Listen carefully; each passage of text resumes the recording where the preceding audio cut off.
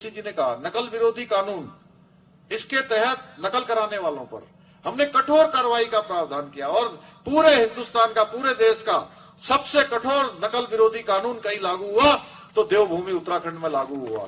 उसका परिणाम है आज हमारे बेटे बेटियां, हमारे भाई बहन अनेक अनेक परीक्षाओं में, पहले भी वो परीक्षा देते थे लेकिन पहले उनका नंबर नहीं आता था, आज उनका नंबर आ रहा है। पारदर्शिता के साथ योग्यता, क्षमता, प्रतिभा वाले लोगों को आज चयन का अवसर मिल रहा है। गरीब माता पिता जो अपने बेटे बेटियों को पढ़ाने के लिए, उनकी तैयारी करवाने के लिए अपने पेट मारकर, अपना कपड़ा न पहनकर, अपनी सारी सुख सुविधाओं में कटौती करने के बाद अपने बच्चे को पढ़ाने लिखाने के लिए भेजते थे, लेकिन उनका बच्चा उस चयन में नहीं होता था क्योंकि वो नकल के अपराध के कारण से उसकी मेहनत चोरी हो जाती थी, उसमें डकैती पड़ जाती थी, उसमें लूट हो जाती थी। हमने भाइयों बहनों ऐसे माता पिता और ऐसे बच्चों के लिए ये नकल विरोधी कानून बनाया कि उनकी मेहनत, उनकी प्रतिभा, क्षमता अब बेकार नहीं होगी, अब उनको चयन का अधिकार मिलेगा, चयन का अवसर मिलेगा।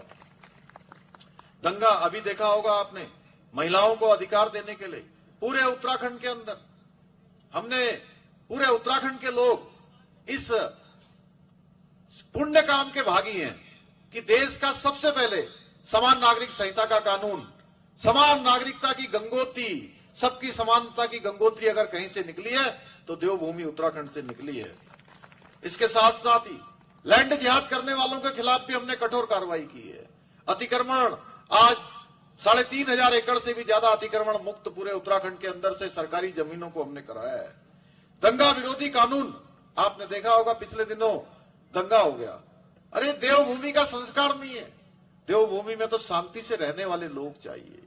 यहाँ पर वातावरण खराब करने वाले लोगों के लिए कोई स्थान नहीं है, इसलिए देवभूमि के अंदर कोई उपद्रव करेगा, दंगा करेगा, आगजनी करेगा, इस तरह से जो है घटनाओं को अंजाम देगा जिससे देवभूमि का माहौल खराब होगा, तो हमने कहा हम इसके लिए भी सख्त कानून का प्रावधान कर रहे हैं, दंगा विरोधी। अब उत्तराखंड की खबरें आपको मिलेंगी व्हाट्सएप पर भी। डिस्क्रिप्शन बॉक्स में दिए लिंक से अभी ज्वाइन करें और अपने उत्तराखंड वाले ग्रुप पर पाएं उत्तराखंड की हर खबर।